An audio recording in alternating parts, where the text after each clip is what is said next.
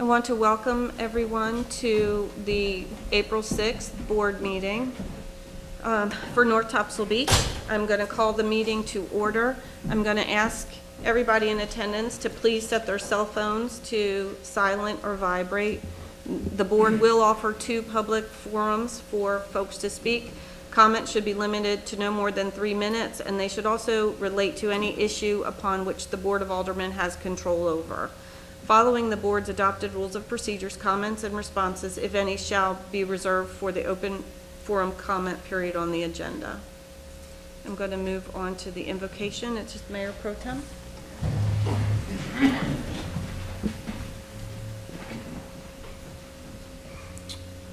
Bless this town, and may it remain a beautiful and friendly place to live. We pray that this board makes fair and informed decisions today.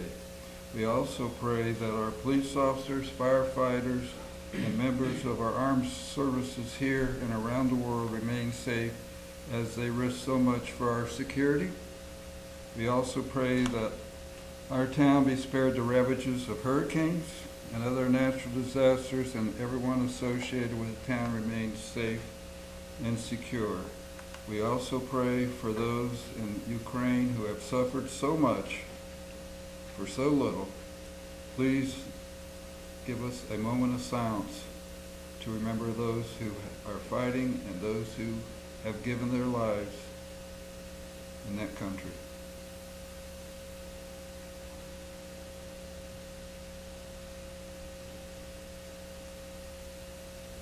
Thank you.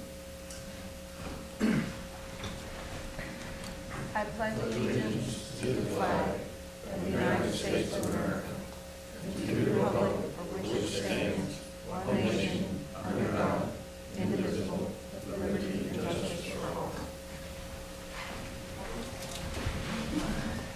Okay, the next item would be the approval of the agenda. Do I have a motion? So moved. Second.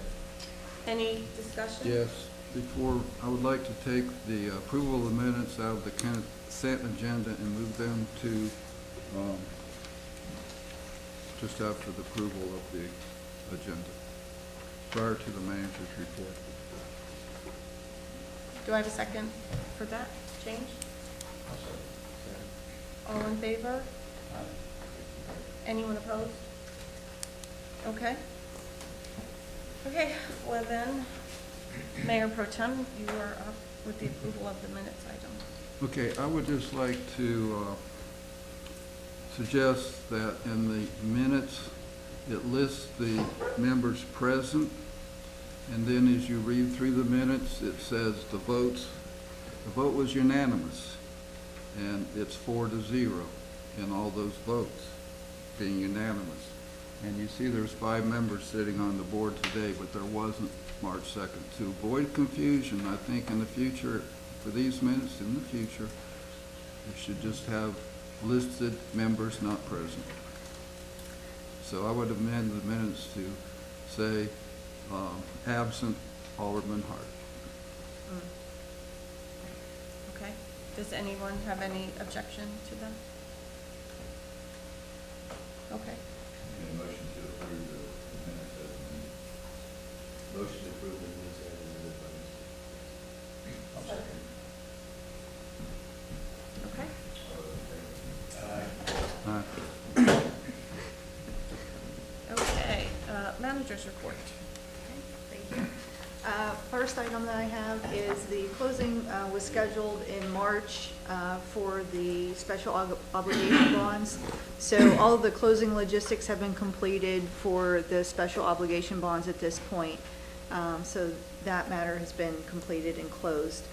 The beach projects, the Phase 5 project, ST Wooten is moving forward at the expected production rate.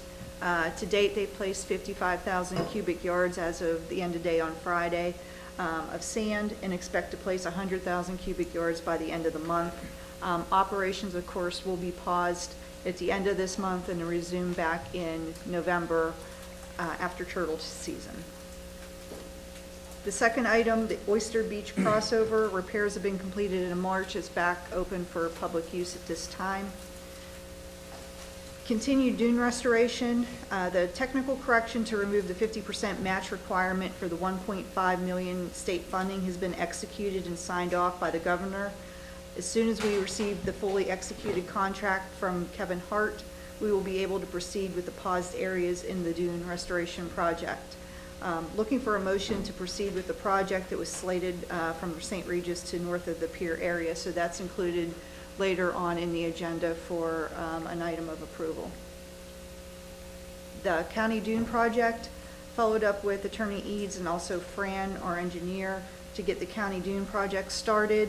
Mr. Eads is comfortable with a change order, so we included a budget amendment on the consent agenda for us to proceed with the project so we can complete the project and request reimbursement from the county. My fear is if we do not get it done by April 30th, we're losing our environmental window opportunity, but also we may lose that funding from the county. Fairly confident they will not roll the funds over into next fiscal year, so we just need to make sure that we stay on track to get the project executed and completed before April 30th. So all of that is on the agenda for later for approval so that we can proceed, so that once we get the executed contract back from Kevin Hart, we're able to start the project. The 22-23 budget, our budget workshop was held March 30th as planned with a draft budget that was presented. We have another workshop scheduled for April 13th and April 14th if necessary from 8:30 a.m. to 4:30 p.m. I really don't foresee the need for the second day. We got through the first one the first day, so I think the second one will be much quicker. So I don't anticipate it, but we're still keeping it slated for 2 days just in case.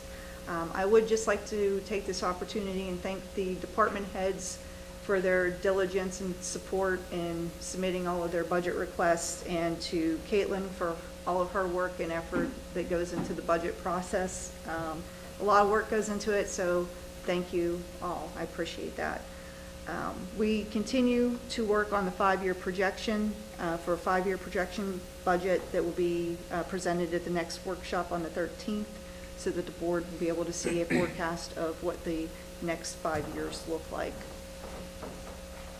Grant submissions, 2 grants were submitted to Onslow County for their nonprofit agency assistant grants. The first being for $10,000 to assist the Ocean City community for initiatives such as rain garden installations, gateway signage, and landscaping. The second being $200,000 for assistance with our annual debt service payment for the 2015 renourishment project. Requested more than historically for this year, just basically due to us refinancing with the special obligation bonds and refunding the USDA loan, which provided an accelerated repayment schedule down from a 5-year term. So we were at 30 years, we're down to a 5-year term. So of course that's going to increase the annual payment requirements.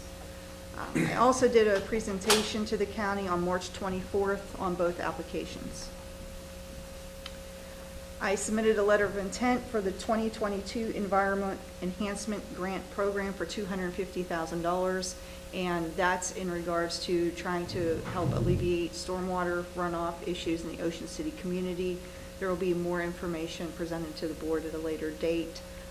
They're still looking at particular properties that this could be used on. I'm getting close to be able to submit finally a grant for a living shoreline project that can be installed at the town park. In winter months, I'd requested the Coastal Federation to do a survey of our areas in the park in particular to see where we could do a couple different demonstrations of a living shoreline to educate and share with the public on what can be done if they so choose to do so along their own property. From what I gathered from the Coastal Federation on Friday when we went to the site, we're in a good position grant-wise right now because it's in the Stump Shed watershed, which is a high priority for resiliency projects right now, and is also, because it's a public area, it checks the box for being a good educational opportunity. So almost at the point where I can present the board the project so we can submit the application. Vegetative debris pickup, the next pickup is scheduled the week of April 25th. A reminder will be going out at the end of this week. Residents will need to have the eligible debris placed in the right-of-way the week prior to the pickup. So again, we'll put an announcement out at the end of this week, just announcing all the particulars on what to do and what not to do. An open house for contractors has been scheduled on April 11th at 10 a.m. Staff will be hosting an open house for contractors. The purpose is essentially to have a meet and greet for the new building inspector and for him to communicate new regulations that he learned at continuing education courses that he attended last week. Walk through the citizen serve process. The planning director will speak on frequent questions and emerging issues such as flood vents and follow up with questions and answers. Also included in the next fiscal year draft budget that we talked about at the budget workshop, we included some funding available that will be allocated for a tablet and workstation downstairs and for an additional login for citizen serves. So we will have a station set up down here where contractors and residents could come and use the station here, and somebody would be available to walk them through. So we would have another additional login for them to be able to do that. Girl Scout Troop project, I'd just like to say thank you to the Girl Scout Troop number 361 in Sneeds Ferry, who made an American flag box to retire flags. The box was installed at the front deck of Town Hall. You see when you come in the door. Congratulations to them for earning their silver award for the project. The troop will collect the flags and hold a proper flag retirement ceremony. The first will take place sometime late April. So if you have any American flags that need properly retired, you can place them in the flag box located outside of Town Hall, installed on the deck. Onwassa, staff met with the new Onwassa CEO last week to review the consultant's suggested location for a booster pump to alleviate low water pressure complaints during the days of unusually high demand, especially in the summer months. I'm sure you've all experienced that over the years. They're looking to install it on town property near the police department parking storage area. We reviewed the engineer's concept for the building that will house the pumps and controls. We requested an updated site plan that will shift it a little bit over more towards the building, so the structure that's in place right now that houses a lot of PD equipment can stay in place, so we don't have to go through that painstaking process to try to relocate all of that inventory. The other items that we have on site can be stored. The way they're proposing to build it, we would have storage underneath, so we would be able to use that for storage, to store items, and then whatever else remaining we would be able to relocate elsewhere. Once I have an updated site plan, I'll be able to share that with the board, and upon approval on the selected site, it will take approximately 15 months at that point to complete the design, competitively bid, and construct the project. So it's nothing that will be in place for this summer season, but definitely appears to be slated and in their budget for next season. And did Onwassa seem to have any concerns about slightly shifting the location? No, they did not. Okay, good, because when I spoke with the engineer a few weeks ago, he was originally going to try and have all the easements and everything in hand before coming to speak with you all, and I asked him to please talk with you first. Yeah, they said, the CEO said that would not be a problem at all, that they would update it and send us over, so hopefully I'll be able to have that before the next board meeting. Well, at least Chief doesn't have to move all of his equipment. One comment. Yes, sir. We talked about a public safety building in town to give the police adequate space, and turned out to be impractical on the space we had at the South Fire Station. So I think we need to be thinking down the road a bit that we're going to need to expand the police facilities here in the town hall area. So we've got to keep at least one side of the building available for future expansion. I want to follow up on that. actually was gonna be my comment too, because we're on the public safety building. So is the structure, the deal structure with Onamassa, are they leasing this from us? Are we doing, from a liability standpoint, how are we protecting ourselves? And I assume our attorney will make sure that's taken, but they're gonna have a pump station there. And you hope they don't have environmental issues, but pump stations do have lubricants and things like that. So is it a lease? Or do we know yet? No, it's not a lease. There would be no lease agreement, so to speak. It would just be them getting the easements to construct it on town property. Okay, and then I assume we'll take it. And they have a standard. Identification. You can have tax reason and Okay. negligence standard. It's still what we call about that. Okay. So we can put it to the case. I just think it's something to look at, because I know, basically countrywide now, anything that's involving a pump station, most people think about it being a processing plant or something like that, but there are lubricants, there are those type of things. So I think it's something to look at. And then the other question is on the April 30 deadline, are we gonna try to extend that, or is he gonna be done with his contract by April 30 so we can? Talking about the beach work, phase 5 stuff. He said to do another 100,000 by the Right, end of no, April. he will be completed with what they intended to complete this season. So we don't need an extension No. to meet his contract? No. That's my question. Good, that's good. Are there any other questions on the manager's report? Okay, we shall move on. We have an open forum. I don't know if we have anyone that has signed up. We do, Nancy Okay. Keeshon, and I apologize if I pronounced that last name wrong. Thank you. If you could just start with your name and your address. Yes, my name is Nancy Keeshan. I'm a property owner at St. Regis, number 1409. And this is my first board meeting, so if I'm in the wrong place and saying the wrong things, please excuse me. I'm here to discuss Lot 44 in Dolphin Shores, the Porpoise Place building. It appears that they have been issued a permit, and there is really no local ordinance that can turn over a CAMA permit. We do think that one of you is running on the promise of providing a local ordinance that could overrule this, but we're very concerned because the CAMA guidance is usually 60-foot setback from the dunes, and this one will be, they're actually removing 20 feet of the secondary dune to build either the house or the pool.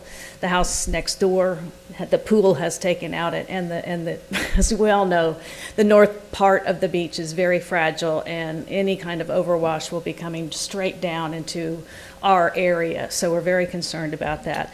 I don't know what can be done, but I do think it applies to a lot of the things that we're talking about here. We're very concerned about the long-term implications of building that close to the beach, and would just like that to be in your consideration as you go forward. Thank you, ma'am. Anyone else? Danielle? No, Okay. All right, then we will move on to our public presentations. Do we have Fran?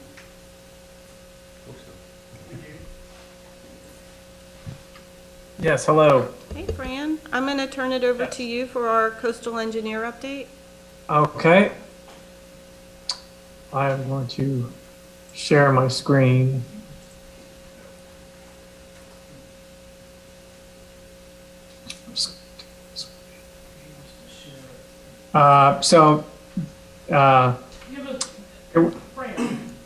Yes? Fran, give us just a minute. We already had the slides brought up for you, but. Okay, I'm fine with that. If you Okay. want to, All right, we're on the first one. Just say next and we'll move up. okay, sure. Let me see.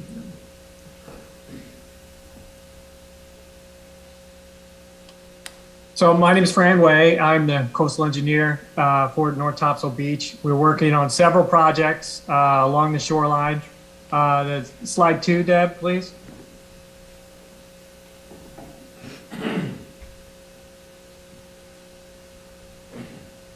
So here we just have an overview of the entire North Topsail Beach shoreline, from New River Inlet to the north to down to Surf City to the south.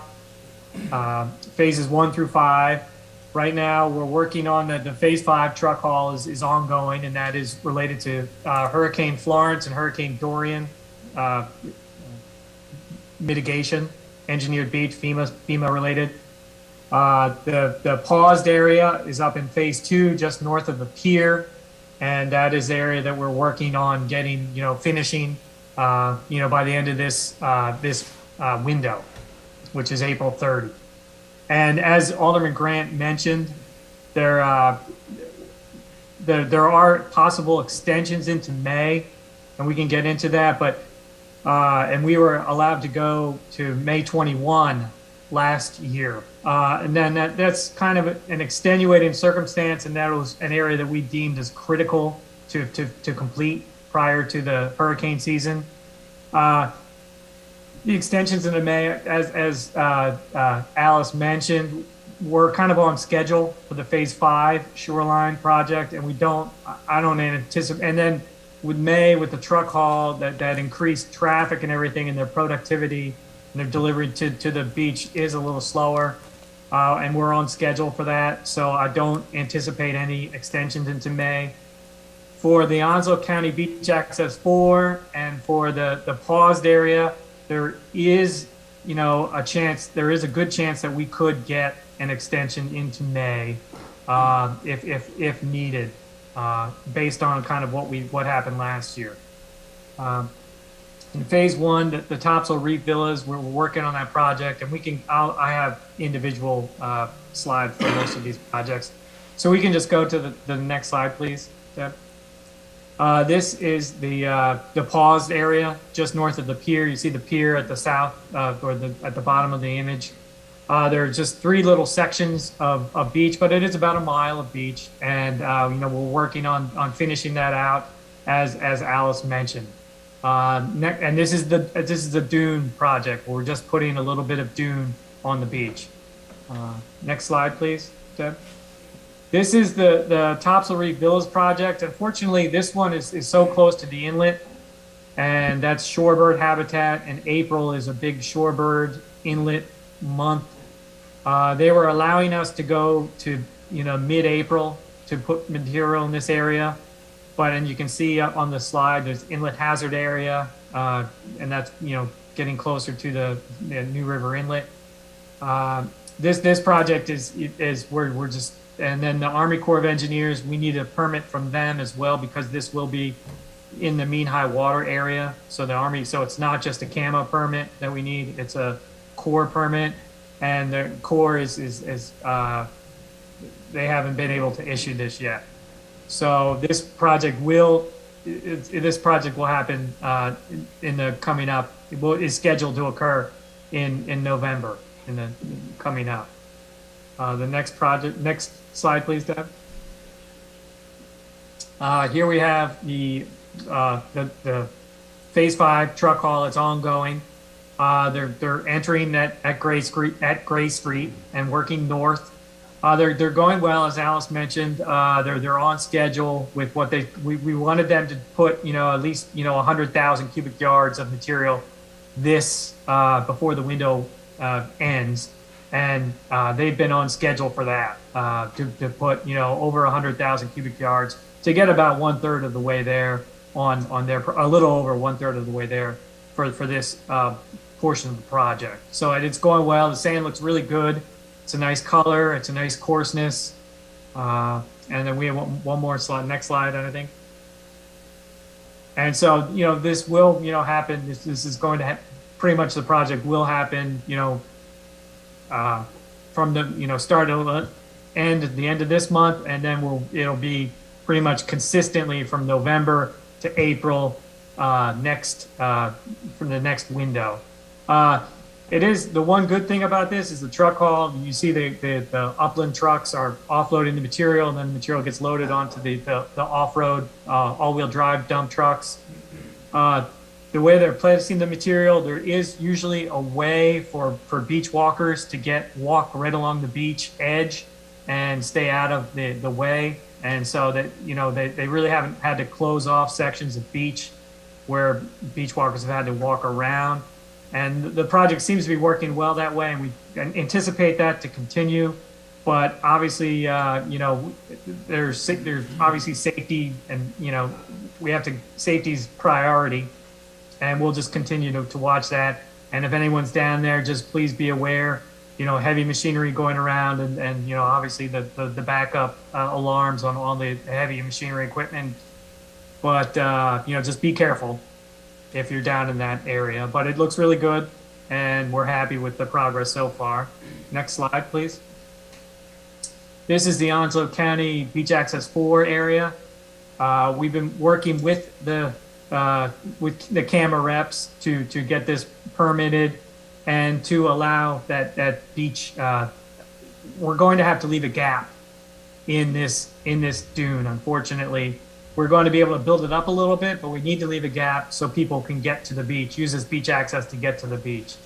I spoke with CAMA reps about doing a dune walkover, and they're very sensitive to new dunes being placed and putting walkovers on new dunes. And so they consider this a new dune, and the town would have to go through the variance to get a dune walkover created here. And the variance project, according to CAMA staff, would be at least 4 to 5 months. So obviously we can't do one continuous dune along this area at the moment, but we can, build up the beach and build up the dune a little bit where, high water events and king tide events and nor'easters will minimize water spilling back over into New River Inlet Road. And then, we'll just continue to try to work with CAMA and the county to try to create, one single dune with a walkover in the future here. Next slide, please, Deb. Here's just an overview. The phase one, the paused area is a remaining mile to be completed, and the spring environmental window. ST Wood continues to haul sand, and they started on February 28. The Hurricane Dorian phase one FEMA category G, that's up near the Topsail Reef Villas. CAMA/DCM, they did give us a minor modification of that, but the April window is limited. For the New River Inlet Management Master Plan, EIS, the EIS is continuing to process. I reached out to the Corps and to Dow Court, who's just to get an update, and they said they're working on it. I didn't get if I get any concrete timeline information, I will pass it along. But it's a frustratingly slow process. I'm continuing to work with North Topsail Beach finance officers and DEC associates regarding any FEMA and state grant projects and try to help. CO planting will start up again here in May 1, and there was including phase 5. We're going to work to include phase 5, and that is a big section of shoreline, and so it is a little more expensive. That image down below is from the phase 5 shoreline. There have been some homeowners that have paid out of their own pocket to plant material, and that's great. But the majority of that phase 5 shoreline doesn't have a whole lot of vegetation. So we're working on including phase 5 in that CO planting process that will begin here in May. And that they're really looking forward to kind of knocking it out and going back and making sure that even the COs that didn't take last planting, they'll go back and make sure that and help out some of those areas. And then the county beach access we just spoke about. So that's my presentation. Thank you, Fran. I'm going to just ask if the board has any questions for Fran on his updates. I think Mayor Pro Tem he hit his red button first. Thanks. Hey, Fran, Mike Benson here. The permits for BA4 for the county access, we were talking about in the town manager's report that we're going to be able to be ready to start with the grant funds as soon as it's released from Raleigh. Is the permit going to be in place shortly? Yes, I believe so. I'm going to follow up with the CAMA DCM staff today. And they initially reviewed the permit and were good with it. But then with the additional, the Hatteras ramp that is installed, and they went back and looked, and the county did permit that Hatteras ramp. And so we had to go back and survey the Hatteras ramp and get it in. We are going to raise, but yes, it's they're on schedule to do a minor modification and get that issued here very soon. Okay, let me just clarify that for the board and the audience, because you were talking about the gap that's going to be left in the dune line so people can cross over. That gap will have what's called a Hatteras ramp, which is basically a wooden walkway laying on the sand rather than elevated like a normal crossover, correct? And that's what's correct. Holding that's yes. what's kind of holding the permit up, is approval for that Hatteras ramp for pedestrians to access the beach. Yes. The Hatteras ramp is just they got that name because they're used up on the Outer Banks quite a bit, but it is just wood panel, just as you described. It's just a wood panel system that slats, and they just had to research it and make sure that it was permitted and in the right spot. And then they said and then obviously we have to make sure that it's a public beach access. People need to get to the beach, and the dune crossovers just would take too long, and so. So what do you anticipate, because the funding is very limited from the county to repair that area, what do you anticipate the fill rate's going to be in that restoration work? Based on what the ST Wooten is doing and what actually and CM Mitchell did previously, they were doing 2,500. They're doing about 2,500 cubic yards a day, and so this material, obviously there's a little more specialized placement. You have to put some of that material underneath the structure, but looking underneath that structure, there aren't a whole lot of pilings, which is good, but there are a few. But I think they could. We're assuming that project is going to take 3 days. So my real question is the fill rate. How does the fill rate per linear feet of dune compare to what FEMA has approved for our other projects? The fill rate is similar. CAMA permitting is saying basically restricting the dune. We have to look at the pre-Florence dune and put back, up to that amount of the pre-Florence dune. The fill rate, if you go out and look at that beach now, you can kind of see where the project ended and the on both sides. And we're basically going to kind of continue that fill rate to, so it'll match up pretty much with the rest of the project. Okay, and then I do have another question about, you were talking about using the state funds when they're released for finishing up the Cat B project. Is the fill rate on that project going to be, with the state funds, the same fill rate that we were using for the FEMA part of the dune restoration work? Yes, but again, it's a variable fill rate where we had to really look at the Florence erosion was not uniform, and some areas were hit harder than others, and we're allowed to put more material back in those areas versus some areas that stood up a little bit more. We have to put a little less material.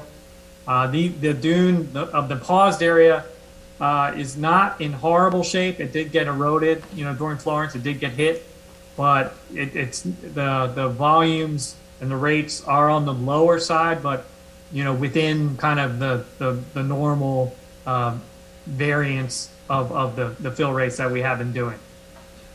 Then one final question, comment. You mentioned the Phase 1 Cat G work up by the Topsail Reef, and the fact that it would be probably November before that project can get started. I just wanted to remind you and let the audience and the board know, through our Senator Tillis primarily in Washington, the Army Corps got operation and maintenance funds for their 222 work plan and to the tune of $3 million for the New River Inlet, which is going to be used to dredge the channels to Jacksonville because they didn't get that cleared out as much as they should have in the last project. And we're assuming that sand is going to be deposited in that Phase 1 area. So my point is, are you making plans to coordinate with the Army Corps so that we've got sand coming from the FEMA project behind the Topsail Reef, as well as sand coming from the Army Corps' maintenance dredge project, which we don't know when that will be, but we need to coordinate with them to be sure that we don't have two different contractors trying to work the same stretch of beach at the same time. Thank you. Yes, and then just to follow up, I'm actually doing a project for the town of Holden Beach right now, where we're doing the exact same thing. We have a FEMA project where we're putting 1.6 million cubic yards of material, and then the navigation, the Corps navigation crew is dredging from the nearby inlet, Lockwood Folly, and putting the material right next to, and we worked with them, coordinated with them. And so actually it's going to be more like a 1.8 million cubic yard nourishment. And it really actually worked well. I'd like us to get out there as soon as, that November 15, 16 window opens and get that material out there before they come in. And then they can come in and build into our project and build off of our project. And then we'll actually have a much bigger project and a much healthier area up in that near, the Topsail Reef area.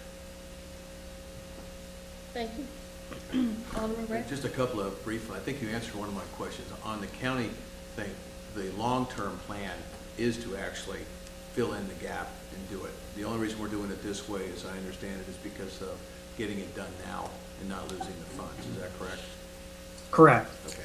Second thing is, it seems to me prudent because of all the work that's going on there, and we're already in April.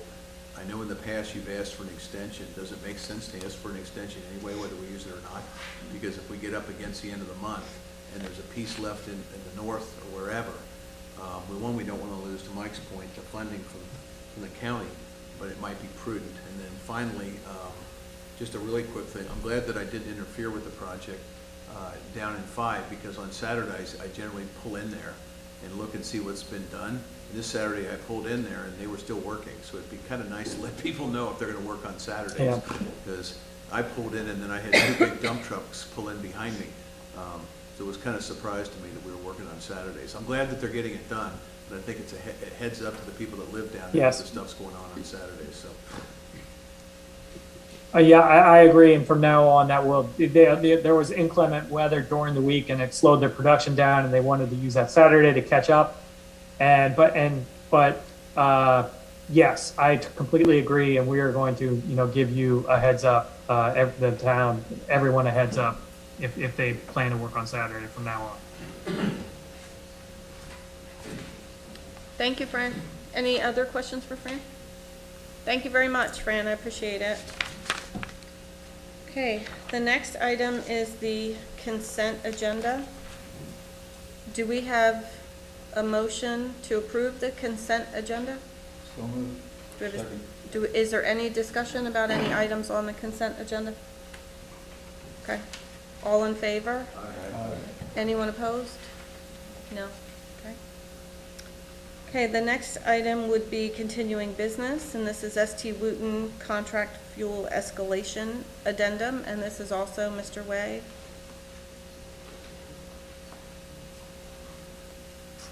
Fran, are you still Yes, there? yes, I'm here.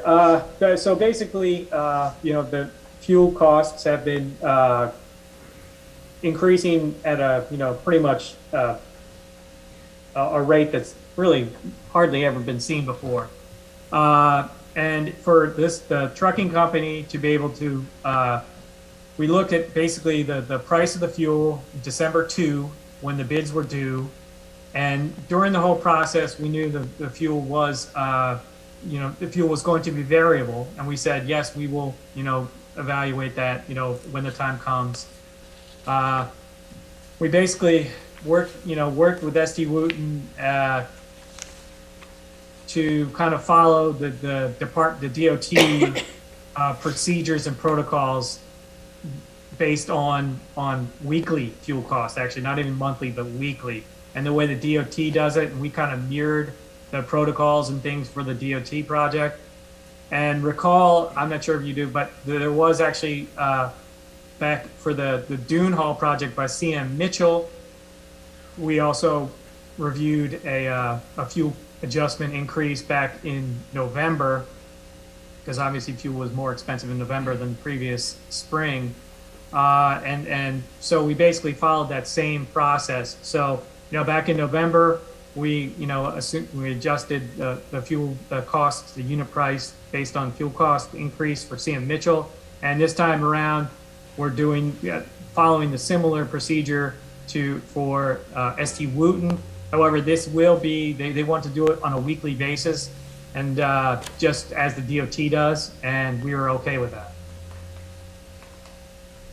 So do we need to make a motion on this, or is this just an update for the board?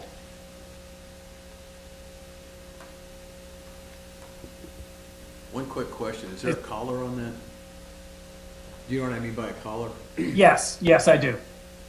It is basically. In other words, does it just go one way, or is it a collar? Because I mean. Oh no, offense, it goes they both could have ways. hedged this. Because it already it has actually and that because it's the diesel, highway diesel has come down, and so it is coming down right now. That was my and so question. it is going both ways. Okay, just want to make So, sure, because sometimes one sided. Yes. I mean, because no offense to them, and I brought this up a long time ago. You Yes. can hedge this stuff, and they chose not to, so that's fine. I don't have any problem passing it on, because we also want them to complete the project. But I think it's something to think about in our next contract, what we ought to be. Yes, no, and it is, it's, because actually the fuel price has come down a little bit since, just 2 weeks ago. And that is reflected in the fuel adjustment claims. And so I do see that it does look like we're requesting a motion to approve, and I'm assuming that, Brian, that you have reviewed the contract? For the fuel? Yes, sir. I don't believe so. Brandon, you haven't sent that to me, have you? It's just a pretty standard change order. I'm not sure if we reviewed actually when we did the CM Mitchell one in November. But yeah, I can coordinate with Brian. I mean, it's not that long, the document, right? Correct. And it's just, we're treating it as a change order, but it is a little more complex on the backside, because, we're looking at highway, ultra low sulfur diesel, but we're also looking at, the non-highway, ultra sulfur, ultra low sulfur diesel.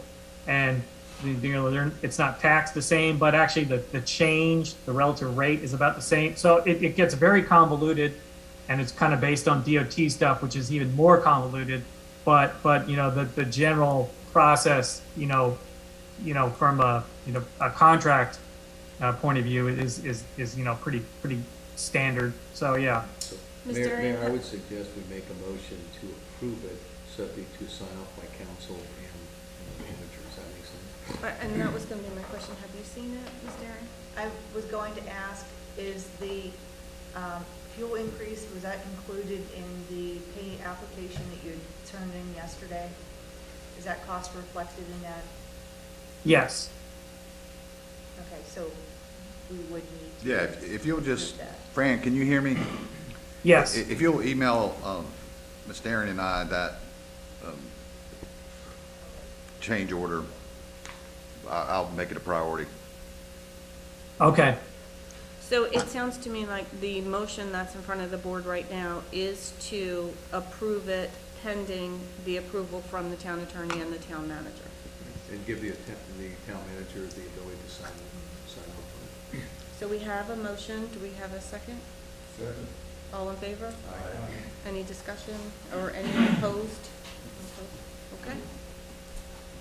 Thank you, Fran. Okay, thank you. All right, so the next item is the continued dune restoration, Ms. Darian? Yes.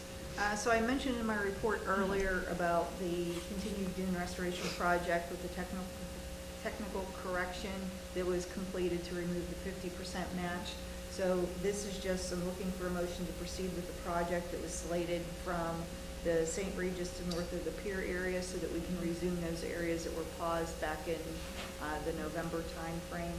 So that once we get the executed contract, we would be able to proceed with moving into those areas and meeting the April 30th deadline. Do we have a motion? I would move to approve the recommendation of the town manager. And do we have a second? And do we have any discussion? All in favor? Aye. Anyone opposed? No. Okay. The next item is also, Ms. Darian, the Economic Development Summit. A hard time with that one.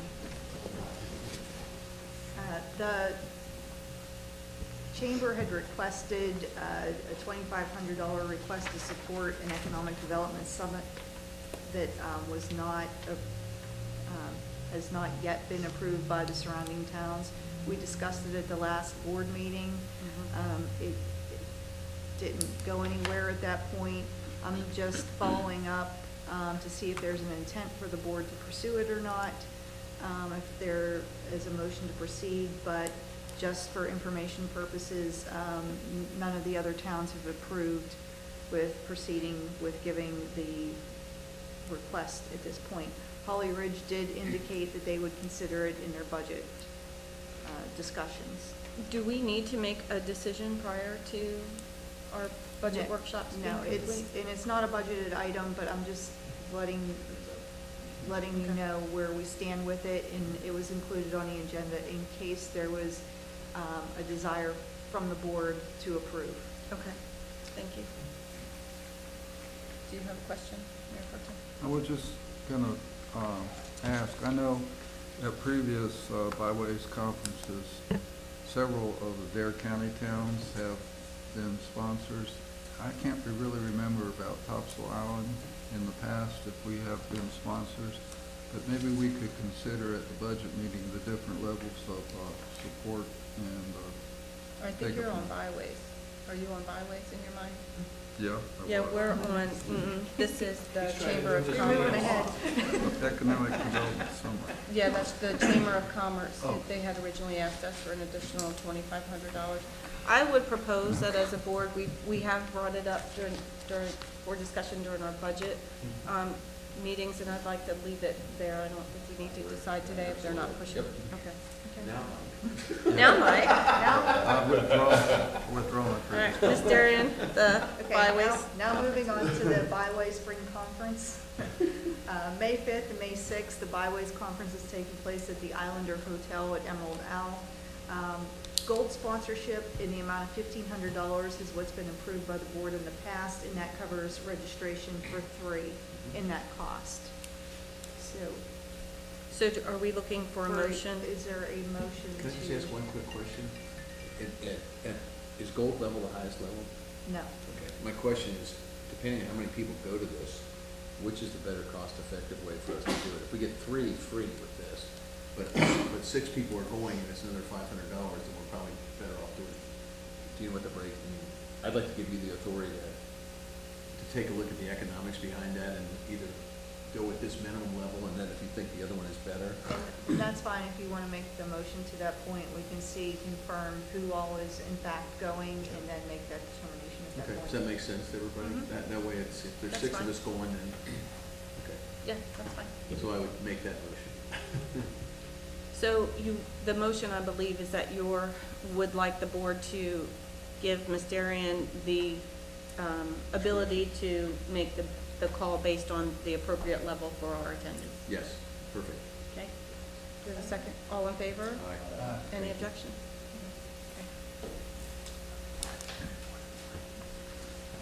Okay, the next item is the memorandum of understanding with TI Coastal.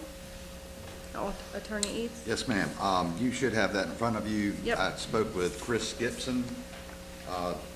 This is essentially what we discussed last month. The name of his entity, he's got two, but he wanted this particular agreement to be with his professional limited liability company.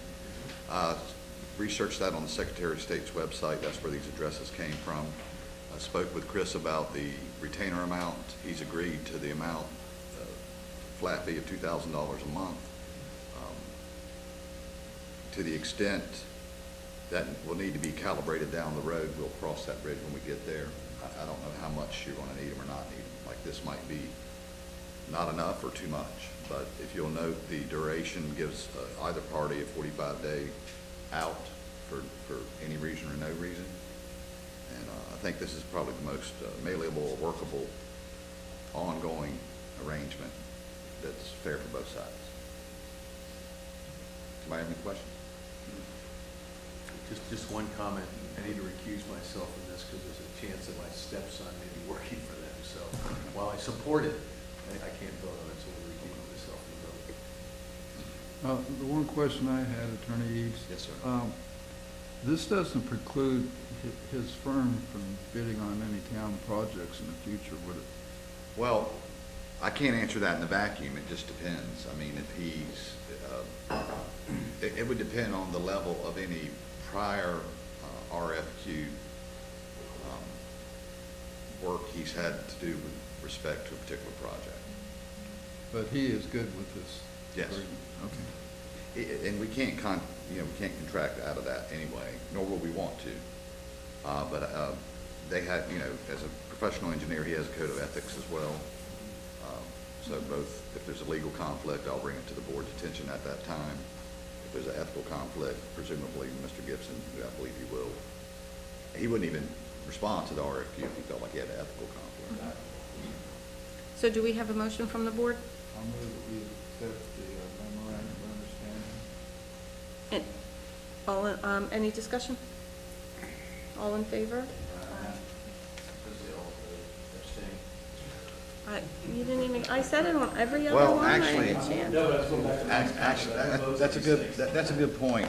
Could we have a motion to recuse Mr. Grant based on his I'll make that. immediate Potential family? conflict. Yeah.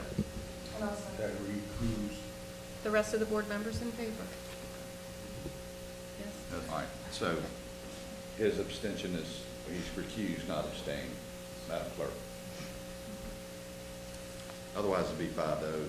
We had to formally take that step, sorry. Okay, and the next item on the agenda is the Beach Inlet and Sound Advisory Committee with Mayor Pro Tem Benson. Thank you, Mayor. I included our report from the March meeting as part of the regular board meeting agenda for a couple reasons, but I just wanted to hit a couple highlights in the report. I'm sure you all read it as part of the board packet, but we did welcome Tom Garrison to the BISAC committee at our last meeting. He's going to be representing Phase 2. But the action items from the report are as follows. The committee, in its first 2 monthly meetings, worked on developing a vision and a mission statement for the committee, because these are important in guiding what the committee does, along with our charter. So I would like the board to approve by motion that the vision and mission statement is accepted by the board. This is because the committee's going to be reporting to the board, so the board should have authority over what the committee is doing in terms of vision and mission. Mike, I'm sorry, Mayor Pro Tem, I'm looking for it in the agenda packet. I see it up on the screen, but I didn't see it in my packet, unless I missed it. It came out in the second revision of it. This is the latest revision, so if I could just get one. This one, maybe I'm looking at the old one then, because this doesn't have a hyperlink to it, so I might have the previous board packet up on my laptop. but that's okay, I'll read it paper-wise. Has everybody else had a chance to read it?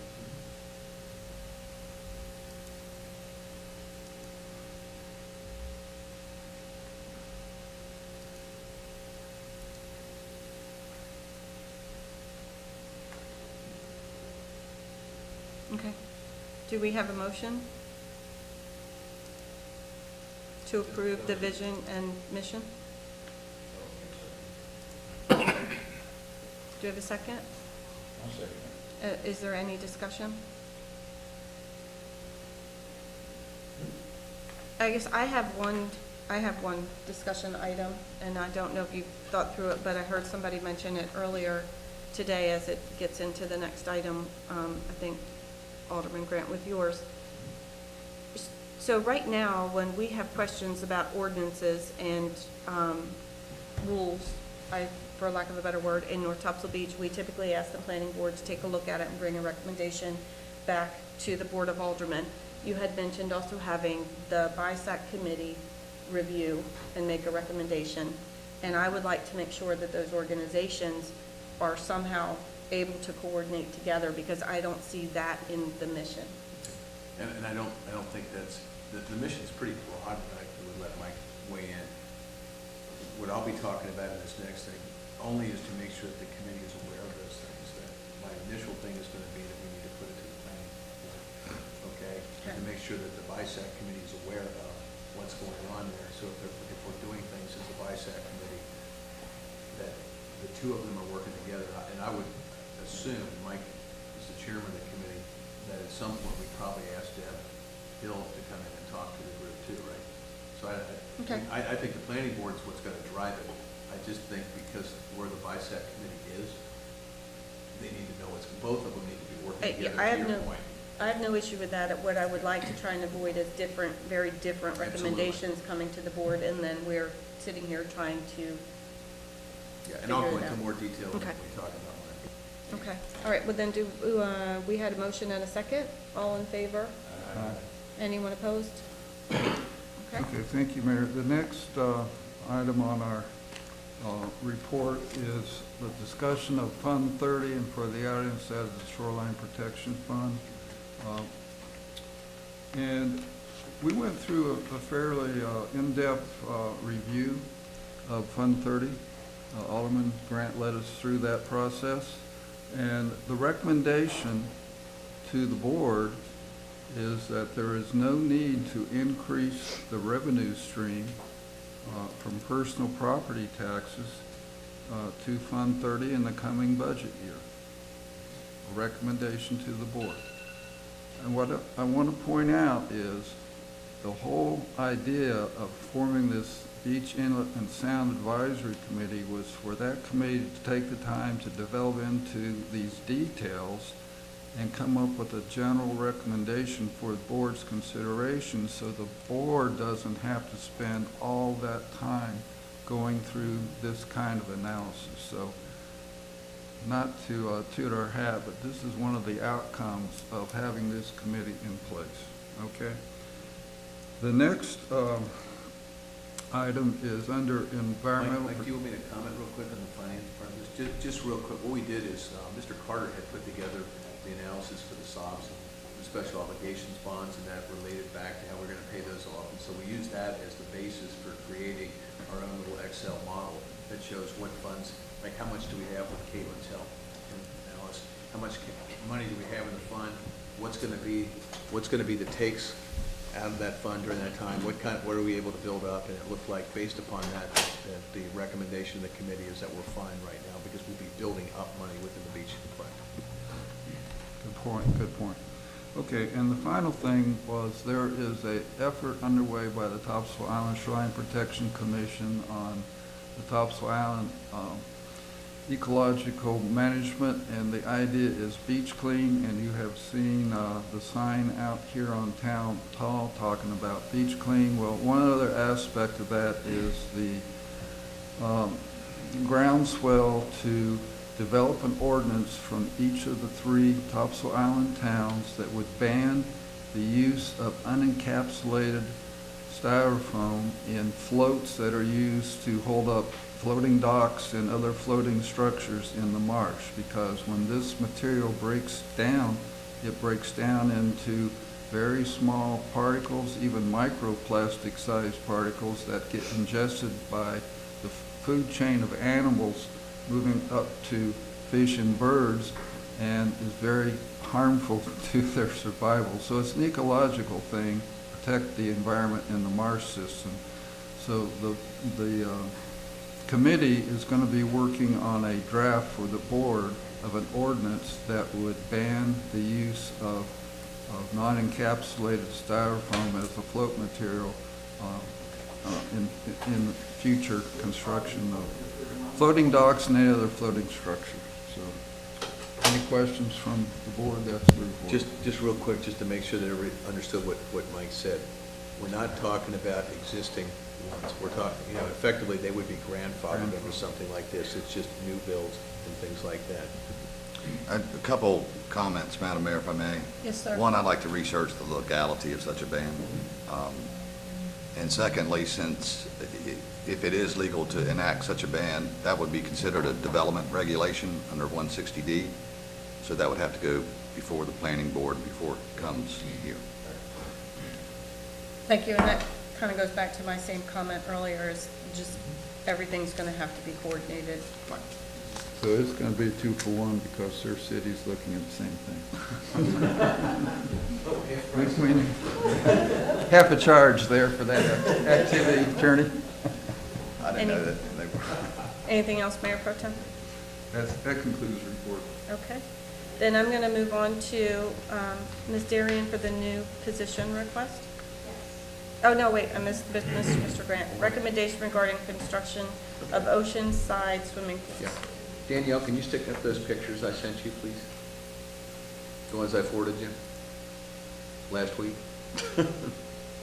So reality of this thing is we've gotten a lot of feedback in terms of what's going on, as the young lady talked about before, We up don't in the have Gulf. those on this laptop. I'm sorry? We do not have those on this laptop. Oh, okay. I'm sorry. I'd sent that in last week to get up here. Anyway, I went up and I took pictures of the pool and all those type of things. And there's a difference between what's allowed by CAMA and what's legal and kind of what we ought to be taking a look at. And so having looked at that, and frankly, full disclosure, being a civil undergrad, I'm not even sure how that thing is going to be stable going forward. And did a little bit of stuff, and our recommendation is, and it actually fits with what the mayor talked about. I think the correct protocol for this is to have the board ask the planning committee, the planning board, to take a look at this. Because I'm looking at it, it seems to me that there's three options we have. One is do nothing, okay, leave it like it is. Two, ban them completely, which some towns do, other towns don't. And the third one is, and again, this is just brainstorming, as to whether you have the same kind of setback on a pool that you got on a house. Because when I look at some of the things that are going on, we do need to preserve the beach. I think we have to go through the protocol, and I think the attorney had talked about this as well, is, what do we do as a town, and what are we willing to do to protect the beaches and to protect the things? Because, and I'm not saying anything that was done there was wrong or whatever, but I would have serious concerns, frankly, with the stability of that thing. And if you see the pictures, which I'd send in, and hopefully, Danielle, if you can forward those to the board after we get done with the meeting. But when you look at the way this thing is set up right now, I'm not even sure how you're going to, unless you're building bulwarks or something around this thing, how that pool's going to stay where it's going to stay. And, there's the issue of dunes and things like that. And so my feeling is we asked the planning board to do it. And to the mayor's point, I think we give BISAC a heads up that that's going on, and look at it long term, because it would be a change in the ordinance. And I'm not asking to do anything, to go back and have people remove pools or do things like that. But I think we need to have a hard look at this. And I think when the board looks at the pictures of that, what's going on in the building and stuff, it just, and again, not a legal opinion or an engineering opinion or whatever, it just looks bad. It just looks wrong. And having talked to a couple of the other towns, I mean, one of the things that they're concerned about is that there's so much building going on the island right now, and people are, and I'm using my term, shoehorning things in to meet the regulations and stuff. But I think we ought to have a real serious discussion about whether CAMA actually protects us or not. and whether that's enough. And then I would kick it to Mike, because I think Mike's got some comments to make on this as well. My only comment would be the current situation you described looks pretty precarious, but I would just wonder what some of the issues other towns have experienced with pools between the structure and the dune system.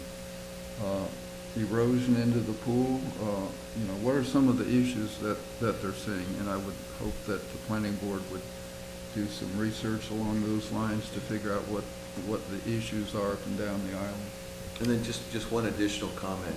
I would ask that the board also ask the planning board not just to look at pools, but, and I'm trying to learn this stuff and what CAMA does. I'm sure I've got a lot of misunderstandings about how much protection we get from those type of things. But I would ask that, in addition to looking at the pools, to have a discussion about whether the protections that we think we have, for example, I mean, one of the things that Mike and I talked about, I think yesterday, was if you take sand from around that structure, are you allowed to take the sand off of that lot? Or does it have to remain there? Things like that I don't know the answer to. Well, I just think we ought to take a look at it. I will say, because I've been copied on a lot of emails regarding concerns about the subject house that you're talking about, and whether rules and regulations have been followed, and can you take the sand off, and can you not? And so a lot of that has been discussed with CAMA, and the board hasn't been on all of those emails. So I think some of it may be education, just from CAMA. But when we start talking also about whether something is engineering, does it look okay, and is it going to be okay? There are all these safeguards in place to make sure that that pool is installed in a way, and I'm talking about any pool, not just that one, that it's not going to rise up out of the ground and cause damage to that structure or the structure next to it. So I just want to make sure that the residents as well as the board understand the rigorous process, because I'm getting complaints, just as Ms. Hill does, just as Ms. Darian does, from contractors that we are very difficult to deal with here in North Topsail Beach, because our rules and regulations are much more restrictive than surrounding towns.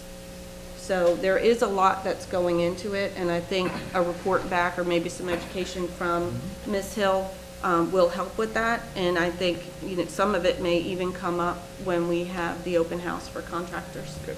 And just to follow up in a response to that, one is, I am absolutely convinced that Ms. Hill has made sure that they follow the existing regulations. I mean, I dropped off a copy of the Topsail, which is in here, language to her, and she, just in handing it off, not trying to get into Alice's saying, she assured me, and I believe her, that we followed all that kind of stuff. But I also would say, I am not convinced. I understand what you're talking about with contractors and everything else. I'm not convinced from talking to other people that, I know, for example, Topsail has much more restrictive things relating to pools. And as I understand it, I'm just saying we need to take a look at all this stuff and understand as a board what we are agreeing to. Because, and I always hear the threat of litigation, and being an attorney, as I say, you can sue me because my left shoe's brown if you want. That doesn't mean you've got something like that. And I know there has been litigation with Topsail in terms of some of the ordinances they put in. I'm saying that's a consideration, but I think we have to do what's right for the town and right for the people that live here. And I don't want to take away people's property rights. I mean, that's far from what I want to do. It's just that we've seen such a boom in building, not just on the island, but in other places, that it seems to me it's a time for us to kind of step back and make sure we're okay. And I am fine with the planning board taking a look at it, but realize if they look at it, I would like them to look at it, the entire ordinance, which includes the sound side too. This is not just an ocean front issue. We are currently allowing pools to be installed within the CAMA setback on the sound side as well. Okay. No, that's So- fine. That's fine. I would not want to restrict what Ms. Hill does with the planning board. My point on this thing is I think based upon the amount of information and feedback we've gotten from a number of people about what's going on in the town right now, two is to assure people that people are following the regulations, and I believe that they are. But two is, are those regulations sufficient for what the town wants to do? No, I understand. And I believe the board is in agreement, asking the planning board to take a look at it. Can we, yes, sir? From what I understand, the planning board already looked at it, and they said they're not gonna do anything about it. Well, I think what happened was, it was put in for this one particular house, and that's what they looked at.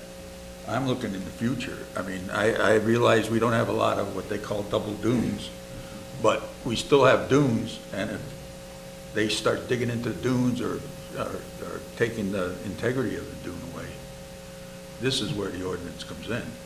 He has another piece of property, this individual, next to that 44, and he, from what I understand, has a CAMA permit to build another house.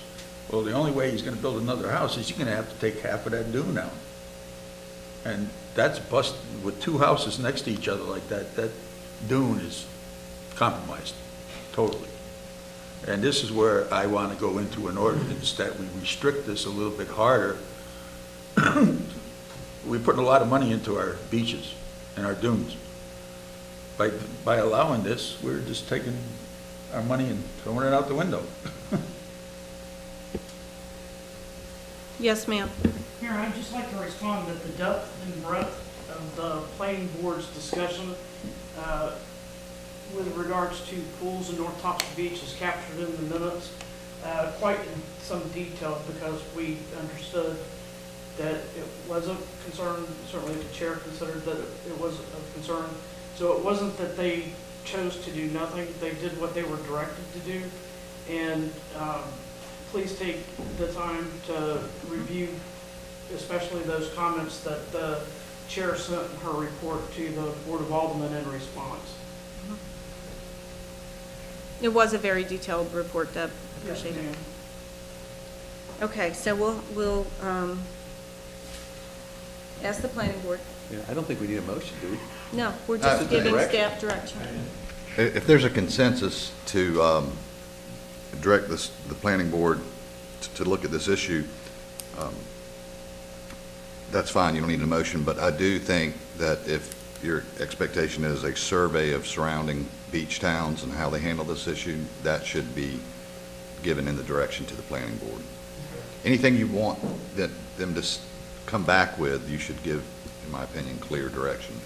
Mm-hmm. So I mean, that's kind of, yes, if that's okay with the consensus. I think Ms. Hill has a comment. Yes, ma'am. Yeah, I just want to add, with regards to the scope of the direction that you're giving the planning board, last year the Camel Land Use Plan was adopted by the Board of Aldermen.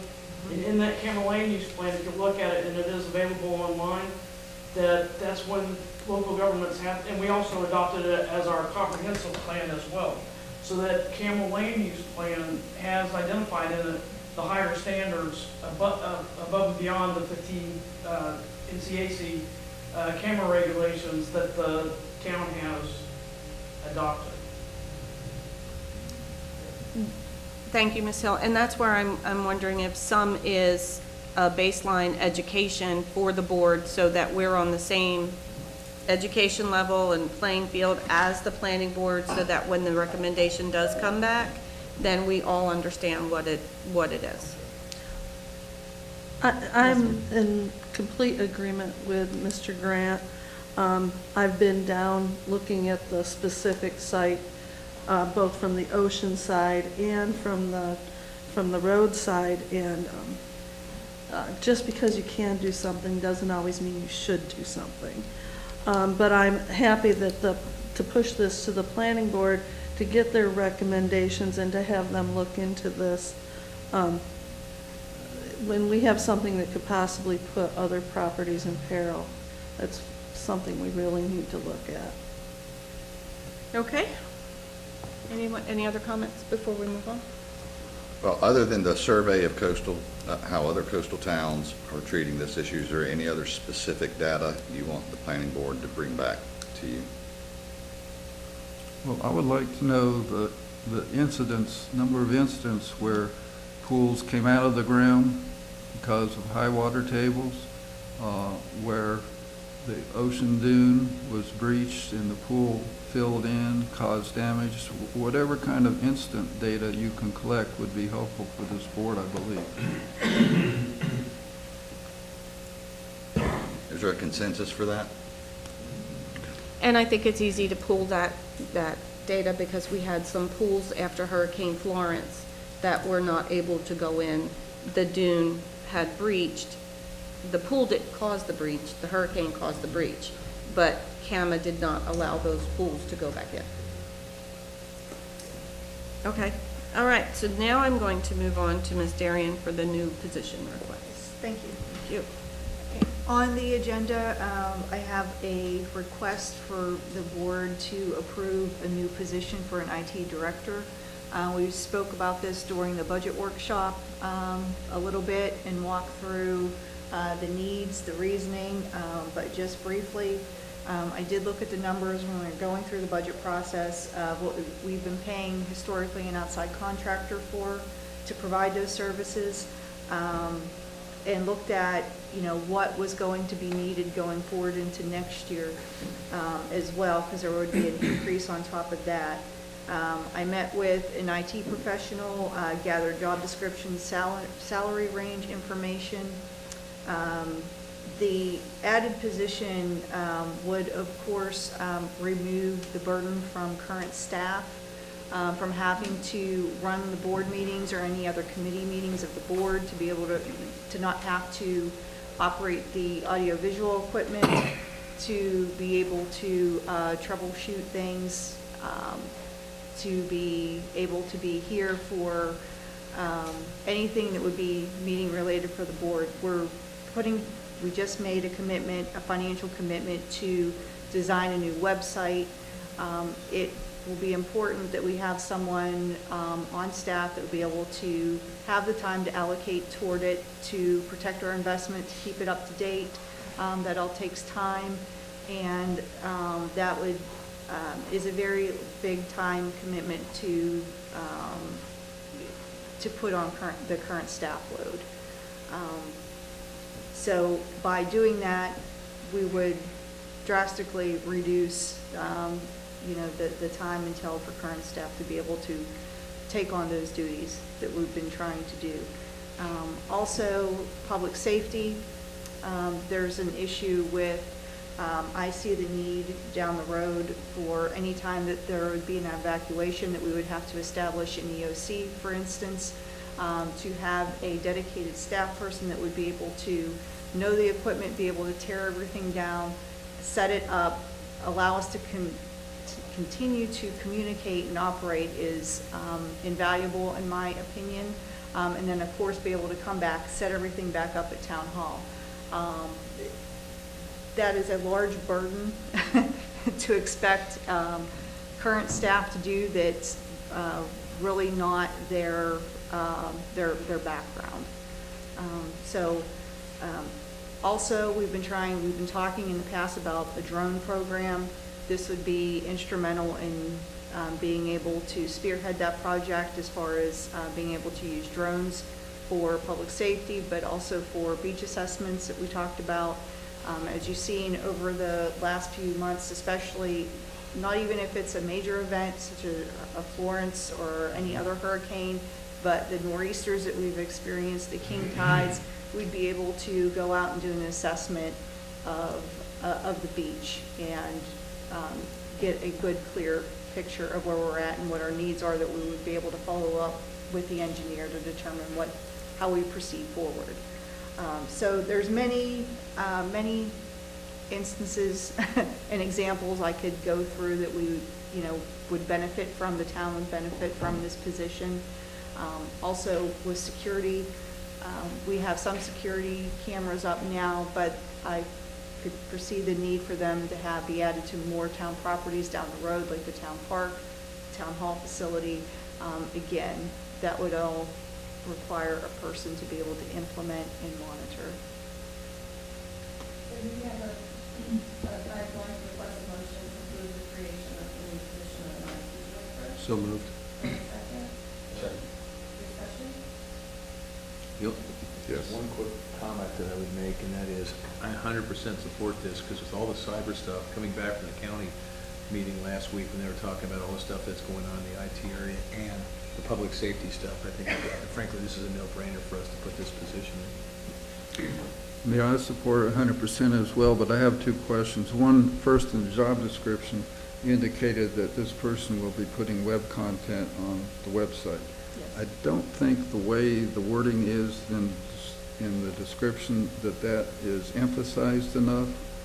It's more of a phrase in here than a statement all by itself, which I think is very important, for this position to be able to take over that responsibility for town staff. And the other question I have is this a full-time position? I don't know. Yes. But I would like you to think about that. It could be a part-time position because you would be saving fringe benefits and that sort of thing if it were a part-time position. And I don't know, just whatever consideration you could give and advice you could give on that, appreciate it. Sure. Can I just make one quick comment on that? The idea that you can hire a good IT person part-time, okay, is the same discussion that I had with Mr. Gibson about hiring a coastal engineer when he told me it was gonna be $200,000. We need to have somebody, particularly in the public safety stuff, dedicated to us, and that, my concern would be part-time means I'm gonna have somebody looking for another job or somebody that doesn't really have a commitment to the town. So I agree with you on the money, Mike, but I think that I think where we are right now, and especially with all the cybersecurity stuff and stuff going on, having somebody with us is going to be a very good thing. And plus, just to add, go ahead. Yeah. Just to add to that, having a full-time person, you don't always know when you're going to need somebody when something's going to go down to be able to troubleshoot. They'd also be managing not only the computer systems, but the phone systems as well. So there's oftentimes where we've had recently, because of the demand for IT services, where we've had long waits to yes, to resolve issues. So it would greatly benefit us to be able to have someone here, because you just don't know when something's going to go down offline, that you need someone on hand, and then there's usually something that occurs daily. Well, I mean, I echo everything the town manager said, but I'd also say post-COVID, or where we are since the introduction of COVID, the public's expectation about live streaming and all of that, I mean, every town I'm affiliated with, everybody's ramped it up, and it's now the standard, if you will. That's good. And I think those expectations are only going to deepen over time. The technology's out there, so I think it most likely will be a full-time position. Do the other towns have full-time? Yes. Yes, sir. Yes, yep. And they can do it within that salary range that we're talking about? I don't know what that range is. Yes, yes. And I don't know what the other towns are paying And their just, people. also just remember, I can look it it up, is in Don. the budget for next year. It's a proposed item in the budget for next year, and the funds are available this year in the budget to finish out the year, to bring somebody on board. Yes, because we do have funding available right now that was set aside to help the planning department. There was funds set aside for assistance in that area, so that some of that funding will be used to cover that between here and July 1. So there's adequate funding available right now. Assuming if we would get someone in place as early as May 1st, we'd have available funds. We have available funds from May, July, yes. Yeah, so it would be a posted position, and of course, we would advertise, go through the process, interview, and then offer someone the position. So we Okay, have a motion. So you have convinced me, I withdraw my half-time So we position. have a motion and a second. All in favor? Aye. Anyone opposed? No. Okay, Ms. Darian, you wanted to talk with us about the beach clean billboard messaging. Yes, the beach clean messaging, you can see that on our sign when you come in usually. We've had that messaging up pretty much on a regular basis at this point. But the question was posed by the mayor of Topsail if the towns were interested in providing funds for billboards to get the beach clean message out, and that would take place once I guess, Memorial Day through the end of the season. And the estimates that they had received was for $10,000 for billboard signage for the season. It's not a budgeted item. However, the question was posed, so I did want to get your feedback on that, if there was a desire to go forward with that expenditure. So it'd be approximately 33,000 for us, or 3,300 for us. Correct. I'm looking at Mike. It's kind of ironic, but one of the things we were doing was brainstorming this beach cleaner initiative. And one of my suggestions was that we need electronic signs coming in.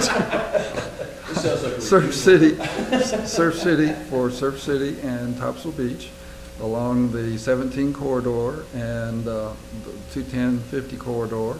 And one of the persons on the initiative said, you know, we can work in probably that with some of our, it was a real estate company, some of our advertisement. We maybe get some other companies to do the same. And so having said that, yeah, I think it's a great idea.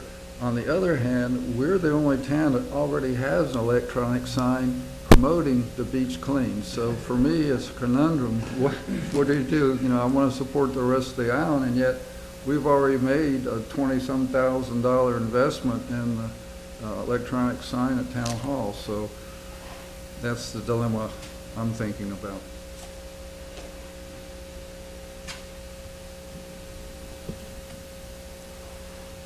Does anybody want to make a motion? Just one quick comment to follow up on Mike is, or maybe a question for the manager is everybody else on board on this? I think Bob had mentioned, you know, our share is 30, I guess it's 33, but assuming, if everybody else in, because I mean, for us, it seems to me we don't do it unless everybody else is in, right? Because we do have an electronic sign. Right. And I would assume that each of the towns are taking it back to their boards for this meeting to get feedback, so we could wait until we receive feedback from those communities. I would propose that we do that, just because we do have a sign up already. Yeah, I'm okay with that. Does the board agree? Consensus, yeah. Okay. All right, and then Jazz Festival staffing. Ocean City has submitted their special event permit for the Jazz Festival this year. That will be held July 2nd and July 3rd. Staff has met with them this week to go through the logistics of the event and everything that's needed. One of the requests was to provide 2 police officers, and that they would reimburse 50% for overtime. So this is, I'm asking for a motion to approve that. I do have one question on that. I know that, did you get a chance to talk with the chief on that? Is that? Yes. So you guys are comfortable with that staffing request? Yes. That it's adequate? Okay. That was my only question. Okay, so do you need a motion? Yes. Do we have a motion to approve the Jazz Festival staffing request? So moved. Second. All in favor? Aye.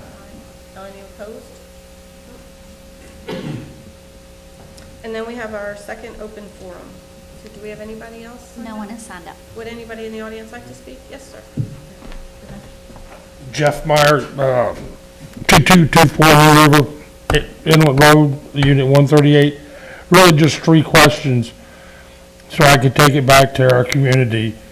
The FEMA project is definitely on hold by the reef until November 15th. The Corps project will not affect it in the sense that, okay, since the Corps is going to give us so much, FEMA's only going to give us so much, they're totally 2 separate. Okay, and the third question, last meeting, we discussed putting emergency numbers on the crossovers. Have we decided anything on that? If so, can I get the information that we would maybe like to do on our walkways so people have it there as well? That's all I got. And I know that, I don't believe we talked about that at this meeting. I know at the budget meeting or at the last meeting, Ms. Darren, you were still following up on pricing and what does that look like and what were we doing for the numbers on the ocean side on the public? For the beach access address signs, yes. Staff and I have been meeting, and I will have something for the next board meeting, just indicating to show you what we will be able to move forward with. We've been looking at different signage on how it should read size-wise, and how they're going to look on the particular crosswalks. Because some of them we can attach to existing crossovers, and some of them will have to erect on standalone poles. So we're just sorting all of that out right now, and getting cost estimates, so that I can bring that back to the board at the next meeting. Perfect. Could you just let me know when you have that information then? I appreciate it. One question on that. If we're putting the numbers and signage on there, can we also put at the same time about the beach clean? Put that, don't forget to take your junk. Pick your trash up. Pick your trash up. I think on the public access, is it already? Is it? Okay. Yeah, and I think you want to probably leave that as a standalone, just because it's more of an emergency marker than anything. So it doesn't, because some people get blind to reading signs, and so it's a standalone. And some time ago, we talked about donkey poop bags being out there. I had asked for those, yes, last year. Right, I think that's something we ought to think hard We can about. put it on the agenda for the next meeting. I mean, I see a lot of people that are walking their dog, they have the little thing around the dog, which are great, but I think I think we talked to like pennies for this stuff, so. Yeah, but just a little reminder of that, the last time the board did this, we put poopy bags on each access. Well, people were stealing. They were stealing all the poopy bags, which is kind of, ridiculous. But yeah, but that's why they stopped it. We used to have them. They put But shells they in. pulled them out because of the fact people were stealing them all. Yeah, about what Bob's saying, because they would be put out and they would be gone within the week, but you'd see people walking up and down the beach collecting shells. They just thought that they were free bags. And not only that, though, you also saw a lot of them left on the beach. The turtle people picked up numerous. It is something to look at. And the beach cleaning agency would like to keep all kinds of plastic bags off the beach, so. So maybe no, Mr. So maybe paper. Yes, ma'am. Yes, I just wanted to thank you for the education. My first my first board meeting was very educational, although I admit I don't necessarily understand all the technical stuff. Sorry, Mr. Way.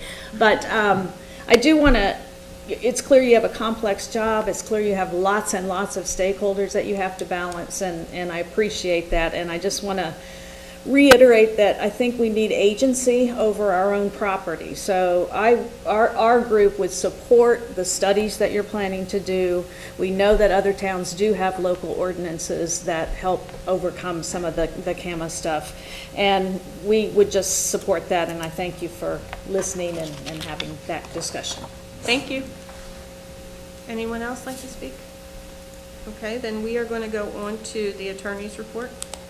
An opinion came down yesterday from the Court of Appeals dealing with vacation rentals. You might have saw it on the news. I did. Essentially, the opinion states that state law preempts the local unit of government from requiring permits or requiring registration for vacation rentals. It's too early to know whether they're going to appeal or not. I suspect the Supreme Court, the North Carolina Supreme Court, would uphold that ruling. But like I said, I'm sure everybody saw it on the news last night. And just one other thing on the minutes, Mr. Benson, I think that correction had already been made because we pulled it off in the packet, unless I'm confused. But neither here nor there. That's all I have. Thank you, Mayor. I just want to thank everybody for coming out. It's nice to see so many faces in the audience. It's been a busy month. I want to thank staff also for all the work that they put into the budget workshop. It was nice to be able to get through it. We did it in one day, which was good. And I look forward to finishing up, hopefully, this next meeting coming up. I am thrilled that we've got the contractors meet and greet scheduled for the 11th, and I hope to see a lot of folks there. I know that people are still learning the new system, and I just think it's going to be nice for them to be able to meet everybody in person, have an extra workstation set up if they're having trouble, and just being able to connect with them. So if they're having issues that we aren't aware of or struggling with something, they can share that with us as well, because we can't improve if we don't know where people are having trouble with the process. So just want to thank everybody. That's it. I'm going to start with Ms. Plettle. All right, I would like to thank everybody for joining us in person or remotely. The inaugural meeting of the North Topsail Beach Parks and Recreation Committee will take place on Tuesday, April 19th at 6:30 p.m. here at the Town Hall. If you're interested, we invite you to come out and join us and share your ideas. We have several Easter egg hunts happening in the area, and hopefully next year we'll have something to add to the mix. The Karen Beasley Sea Turtle Rescue and Rehabilitation Center will be hosting a Turtle Talks presentation here at the Town Hall on Tuesdays from 9 a.m. to 10 a.m., beginning the first Tuesday in May. They will be informative meetings for both locals and visitors alike, with lots of information about sea turtles that use our shores for nesting, as well as the beach rules that we have in place for the safety not only for the turtles, but also for people in the environment. I attended the Transportation Committee meeting in Jacksonville with representatives from the other Onslow County municipalities and the county commissioners. Pertaining to the areas near us, there will be road construction, which you have no doubt encountered, in the Sneed's Ferry area, and that will be continuing. But like everywhere else, funding for transportation projects is very sparse at this time. And I hope everybody has a wonderful Easter. Just wanted to thank all of you for coming out, and I also wanted to reiterate what you said about what the town staff is great. We finished up a budget meeting in 2.5 hours versus 2 days. So again, thank you. Yes, sir. I would echo what the mayor said about comments about your participation and the work of the staff. I think you can see that the board really is considering all these different aspects of issues that come up and trying to make the best decision for the town. Thank you. I'd just like to thank everybody. I'd like to thank everybody for coming out. There is a lot of stuff going on at the same time, and we try to keep you informed on what's going on. Our town manager gives us a report every week, which is fantastic, so we can put it out to you people. Thank you. Just briefly, thanks everybody for coming. Attended a couple of the county, now that I'm liaison, a couple of the county meetings, commissioner meetings, and they're going through the same stuff that we're looking at in terms of budgeting. At the meeting on, what is today, Wednesday, on Monday, they made a comment about they've already cut $11 million out of the request coming forward. So they've got a number of budget issues, but I wanted to thank all of them. I think that we have now a very good relationship with the county board. I think that they're open to considering things and working with us going forward, and thank Alice and the team for what they do here as well. So that's it. Okay, then I need a motion to enter closed session where we will consult with the attorney, consult with the attorney and fully retained by the public body in order to preserve the attorney-client privilege. The attorney and public body, the privilege is hereby acknowledged. GS 143 381. So, All in favor? Aye. Thank you all.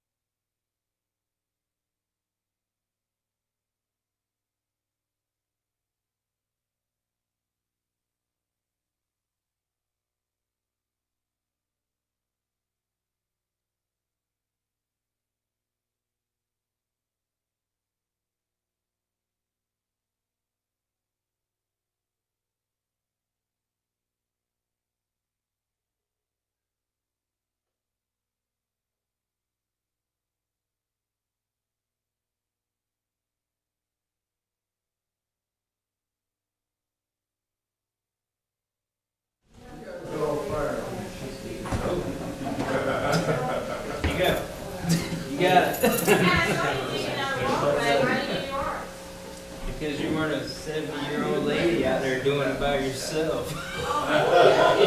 Mustache and glasses, it's like you're all incognito.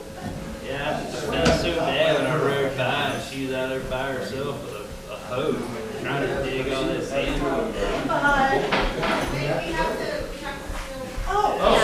You're not done.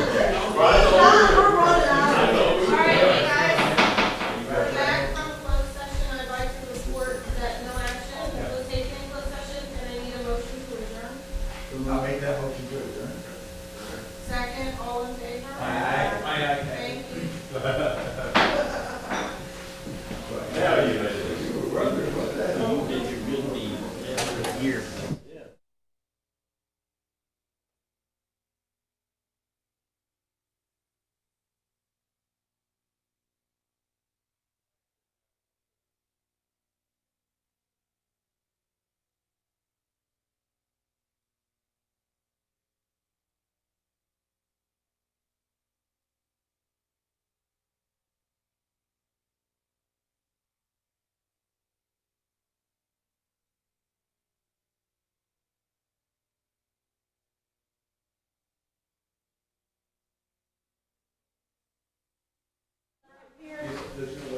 People be here to come in, set up, talk if there's anyone here, if there's anyone.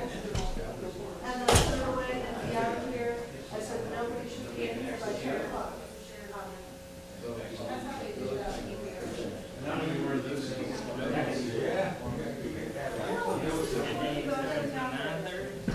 When I get there.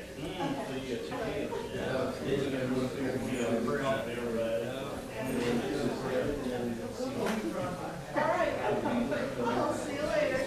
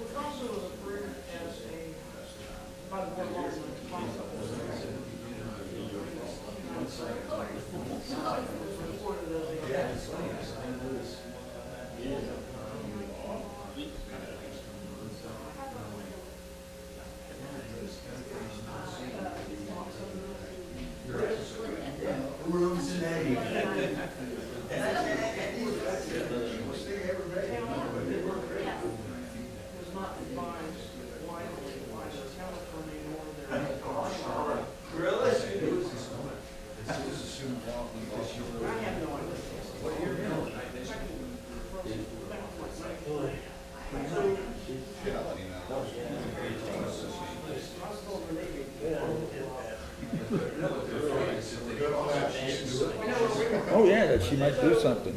Yeah. That's pretty sad. Yes, it is. All right, buddy. Thanks.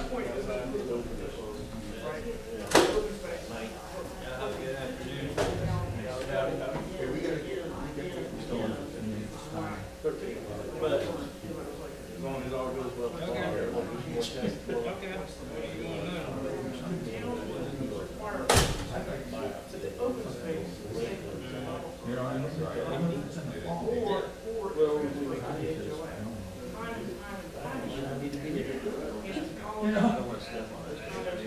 Are you gonna be around for the first year? I hope I don't have to do all that. Budget meeting? No.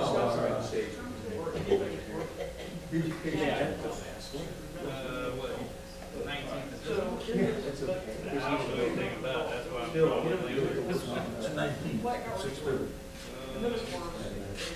I can't be, I don't have anything going, yeah, I don't have anything going on.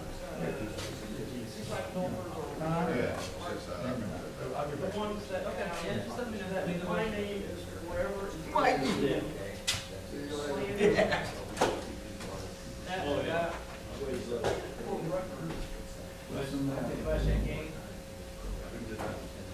tell you, I'm too cheap. I'm just not. Oh, yeah. I'm not buying stuff from. It's like, no, CBS. So what I